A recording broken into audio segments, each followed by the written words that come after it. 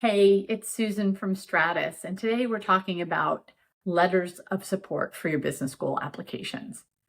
This is different than a recommendation in terms of who you might ask to write it, as well as the content that will be in said letter of support or endorsement.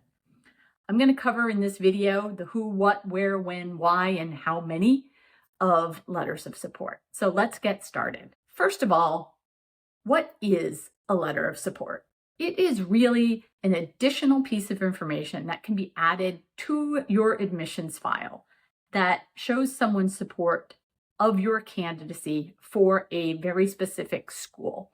You want that person to be able to speak to your understanding of your fit with that community. Ideally, you want them to say that you are someone that they wish they had had on their team while they were in that program, or someone that they would be thrilled to call a fellow alum in a few years. Let's talk about who can submit a letter of support. A letter of support should come from someone who is somehow engaged with or affiliated with the particular program to which they are submitting said letter.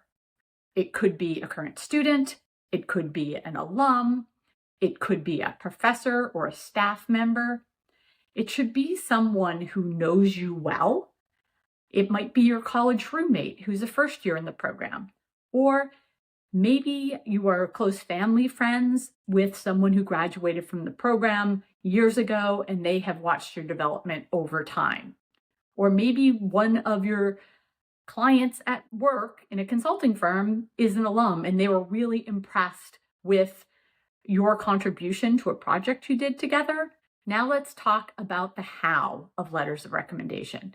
For some schools, like Duke and Kellogg, there is a form that people fill out that will go directly to admissions committee.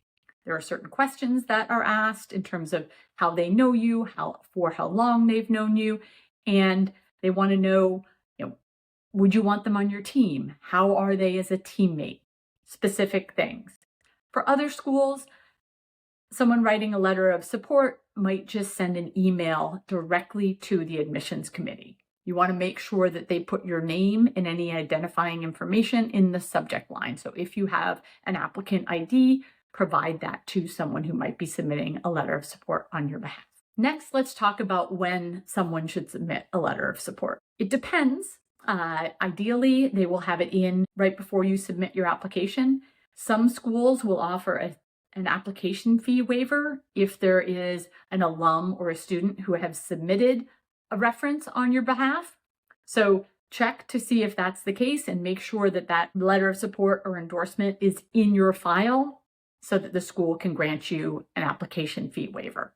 Otherwise, you want to make sure that information is in your file within the first week or two after the submission deadline. You want to make sure that the person reading your file has that incremental insight as they make the evaluation to make decisions on interview invitations. And finally, how many? You don't want to go overboard with letters of support. One, maybe two with your application. If there are more people that you know who are willing to support you, then perhaps if you end up on a wait list, you might have them submit a letter of support later on. And one last question is, do all of the MBA programs welcome letters of support? The answer here is no.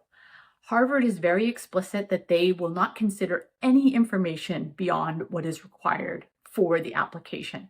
But many schools do support this. And if you are talking to a student or alum who knows you well, you might ask them to reach out to the admissions committee to confirm that they are willing to take some incremental information about you. Use your best judgment here. And as always, if you have questions about your candidacy, your profile, or how letters of support might be used to supplement your application, don't hesitate to reach out to Stratus.